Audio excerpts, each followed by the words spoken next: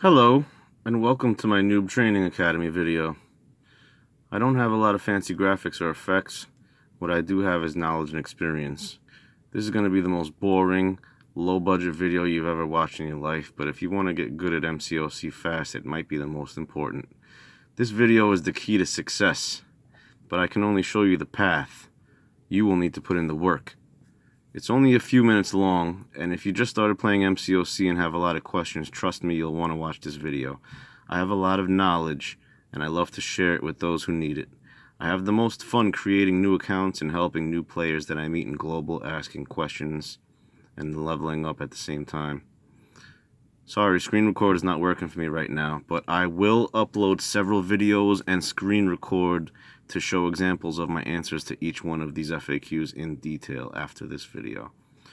I will also eventually share the link to this document in the video details, so you might want to write some of this down for now. Who's this video for? Anyone who just started Mcoc and is having trouble advancing or finding the right answers to their questions. If you can watch this video for the next few minutes and understand, you won't be a noob for much longer. Who am I and why should you listen to me? I'm a longtime Marvel fan, a longtime gamer. I've existed for many years and gone by many names in this contest, but who am I is not important. Who I am is not important. I'm here to be your guide for the good of the Mcoc universe. You can call me Supreme Intelligence, Noob Master, or simply Mcoc Guide. I'm a 6-year player. I have 4 alliances, 12 accounts. I'm uncollected. Main profile base hero ratings around 1 million, which I will show in your next video. I've trained many players who became uncollected or better. I can get to level 25 in 24 hours, which I will start a new account and do a speed run in another coming video to show you how I get there in 24 hours. If you see results from the things I taught you in this video, like and comment, or if you have any questions about something I didn't touch on, drop a comment, and make sure you share this with any other players who need help if it helped you. So I'm going to get started with my frequently asked questions that I see in the global chat room of Mcoc for new players. What game mode should I focus on? The answer is story. Story mode is the most important. In my opinion, it should not be, because your progression level, I don't think, should be based on one story mode, on one mode of the game, because there's so many. But Kabam made it that story is the most important, because your progression is based on story. So you want to focus on story. When you start, you want to complete Act 1, 2, and 3 of story mode, and then explore them 100%, which is not that hard, and it's extremely rewarding. After you get that, you might want to go for Conqueror or Uncollected, but you want to kind of touch on everything and play a little bit of everything.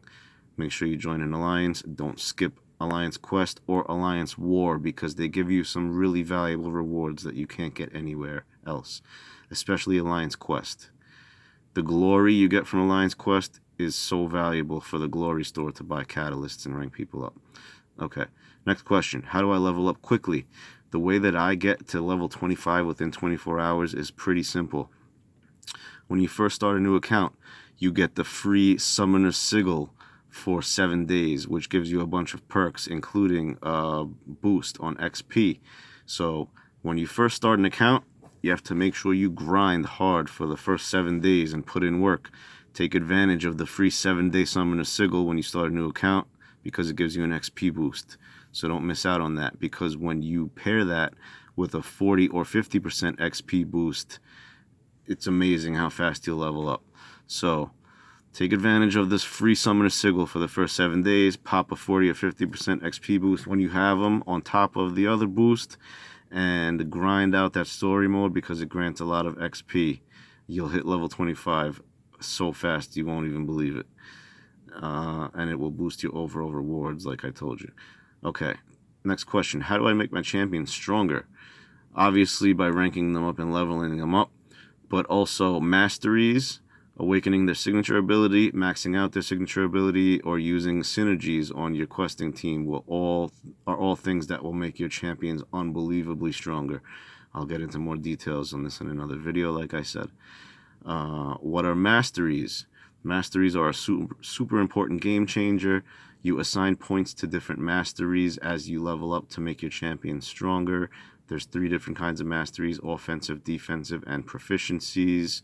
I will get into more details with that in the future. How do I fight better?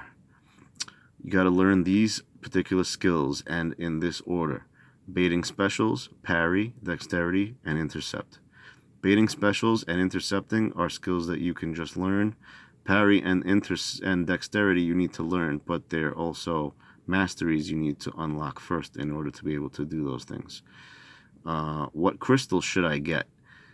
You should get the basic crystals, or if you're going to get a dual crystal, I recommend getting the Cosmic and Tech dual unless you're chasing a specific champion. Tech is the 4th best class in my opinion. The 3 best classes are Mystic, Cosmic, and Mutant. I would say Tech is the 4th best because it has robots in it, and robots are suicide friendly.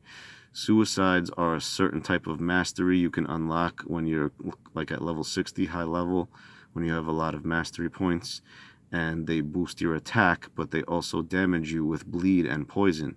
So if you have robots, they don't take bleed or poison damage. So these champions are known as suicide friendly because you can use these high level suicide masteries and not take any damage. Avoid buying the featured crystal. There's a 5-star basic for 10,000 shards and a 5-star featured for 15,000 shards. The champions in them are different. You can look at the champions in the featured and see if there's someone in there you want, but I don't recommend you getting the featured crystal unless you're a high level player and get 5-star shards very easily, because throwing away an extra 5,000 on a featured is not a good idea. How do I get better champions? You get better champions by getting more champions, because unfortunately this game is based on chance. You're gambling on every crystal you open. You never know who you're going to get unless you buy them. So how do I get better champions? You get them by getting more champions. How do I get more champions? Open a lot of crystals and pray or buy them. You play a lot of modes that reward you with crystal shards, and then you'll get a lot of crystals. You'll open more crystals, you'll get more champions, and hopefully you'll get better champions. What offers should I buy? You should not really buy any of the offers that Kabam puts out in this game. They are terrible, especially the ones while you are opening crystals that pop up on your screen and say special offer. They are terrible and not worth it. The only offers that I find to be worth it are the 4th of July deals, the Cyber Monday deals, which happens after Thanksgiving, and Christmas. There's some deals, in addition to the Alliance gifting event in December, but that's not a deal that you can buy. That's a gifting event. What should I spend units on? Mastery cores, mastery cores, mastery cores. Number 1, you need to buy stony mastery cores to unlock your masteries, and you need masteries to make your champions more effective. So don't spend units on anything except mastery cores until you unlock all of the masteries that you need to.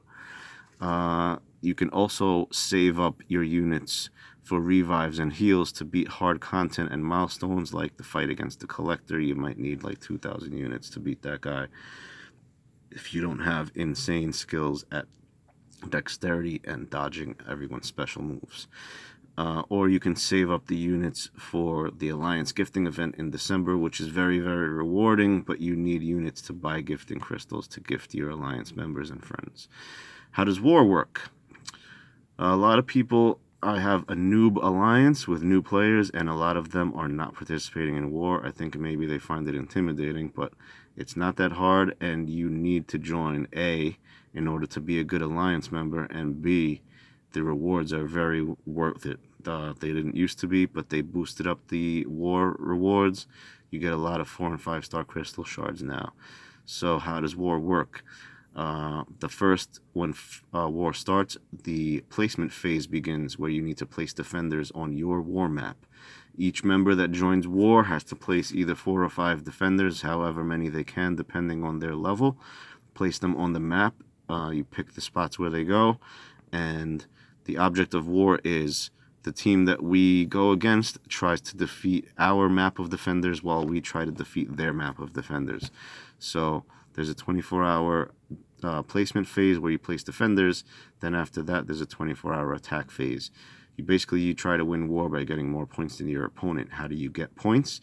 by getting attack kills, defender kills, attack bonuses, and exploration points. You try to get more. I wrote try not, that's incorrect. Try to get more points than your opponent by getting the maximum of 3 attack bonuses per every defender you take down. Every defender that you fight on your opponent's war map has 3 attack bonuses when you start. Each time you get KO'd, you lose one of those attack bonuses. You want to get as many as possible because in a close war, it may come down to a few attack bonuses, who wins and loses. So, there's times when you might not want to fight someone because you think you might die. You might want to wait for somebody to come as backup. But if there's no backup, you might want to have to attack and take them down and risk being KO'd. That's something that you need to communicate with your alliance leader and officers during war to figure out your strategy. Okay, so that's how war works in a nutshell. I'll make another video in detail going forward. Next noob FAQ. How do I get gold? Yeah, there's a lot of times when you run out of gold because you're just questing. The answer is arena. You have to play all these modes really to be well-rounded because the rewards are spread out around all these different game modes. So even if you don't like arena, you don't like story, you don't like war, more than likely you're not going to like one of these modes, but you have to play them if you want to advance your roster. So how do I get gold? The short answer is play arena. When you play arena, you get battle chips, which then you could buy battle crystals with, and the battle crystals usually reward you with a lot of gold. What champions are good and what champions are bad? This is a very long discussion. It's been going on since the beginning of the game. It's very subjective. To be honest with you, my opinion is if you have a champion that you like using and you can clear content with them, and you know everybody plays different kind of content, maybe you're not playing high level end game content. If you're playing mid-level content and you have a champion that you like and you can beat the content that you like to play with them, then they are good. You can form your own opinions on who's good and who's not. Popular opinion, most of the champions that I'm going to list as God tier right now, I think high-level players in the game would agree.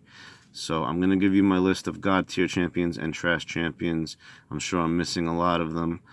If I don't list them, then they fall somewhere in the middle as neither a God tier nor trash. So my God tier champions, off the top of my head that I could think of: Hyperion, Hercules, Icarus, Void when he's awakened and at max signature ability level, and you have to spam his special one. Cosmic Ghost Rider, Magneto, Venom, Apocalypse, Corvus Glaive, Archangel, Airwalker, Gwenpool when she's awakened, Star-Lord at max signature level, Juggernaut, Iceman, Fury, Quake, Dr. Voodoo, Captain America Infinity War.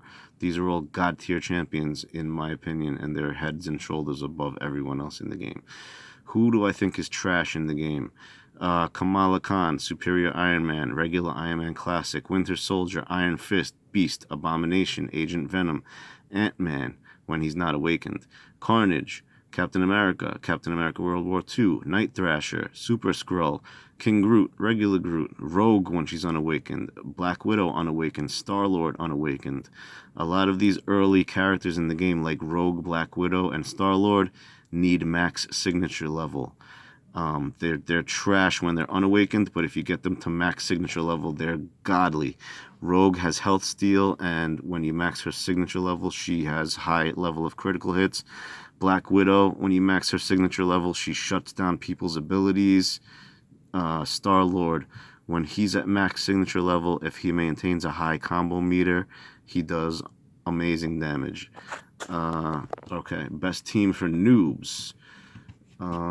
These are champions that if you take a lot of damage and you're not that good at avoiding hits, these are the champions I recommend you using. Ant-Man, when he's awakened, he gets an ability called Glancing, which makes him avoid damage. Captain America Infinity War also has Glancing. Juggernaut, amazing since his revamp. They redid him recently. He basically stays unstoppable the whole time. Colossus has several immunities, and he builds up armor up buffs. Every time you parry, he gets an armor up, so he's great at mitigating damage. Civil Warrior is amazing at avoiding damage over time, and overall, physical resistance because of his shield. He's great at not taking damage. Spidey Classic and Stark Enhanced Spidey, great at not taking damage because of evade. Spidey Classic, when he's awakened, evades most basic hits, and Stark Enhanced Spidey evades specials. Wolverine, any of them, their regeneration can help you go far if you're used to taking hits and not avoiding. Mr. Sinister, regeneration also. Hulk and Black Bolt, when awakened, both have signature abilities that make them gain strength when they take damage, so you actually get rewarded for getting damaged. So if you take a lot of damage, I would recommend using one of those guys. Quake, Fury, and Heimdall, those are good synergy additions to any team. Heimdall grants you immortality. Quake and Fury together grant you evade. You get 3 stacks of evade. And if Fury dies, you lose the evade, but you get an attack bonus, attack boost. I believe it's 10% on every one of the remaining champions on your team. If you add Deadpool to Fury, you get a bleed immunity synergy as well. Good complete synergy team examples. You can build a synergy team around Wolverine, Fury, Quake, Apocalypse, and Heimdall. That's an amazing complete synergy team for Wolverine. Hang on here. Okay, the synergy team for Wolverine: Fury, Quake, Apocalypse, Wolverine, and Heimdall. Why? It's all centered around Wolverine, and then you add Apocalypse for Horseman synergy, you add Heimdall for immortality, Quake and Fury for the evade. He becomes very, very formidable, even more than he was. Another good Wolverine synergy team: Colossus, Captain America, Infinity War, Apocalypse, Wolverine, and Heimdall. Put them together and use them, you'll see why. Good questing team. You really need a good questing team. When you start, you should try to rank up one person from each class, because you want to be able to have a class advantage in every fight you go into if possible, and you want to avoid having a class disadvantage. So these are examples of who I think are the best, if not one of the best people in each class. If you were able to rank up these people from each class, you'd have a very, very strong synergy team. Okay, I'm just under 20 minutes now. That just about covers all of my frequently asked questions. I think I've covered a lot of information, and I think if you listen to this information and follow my guidelines, I think you'll advance and have a lot of success. I'm going to shoot some other videos and go into detail on each one of these points.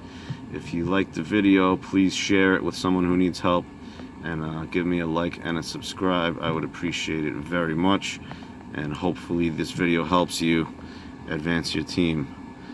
Welcome to Mcoc, Summoner. Thank you.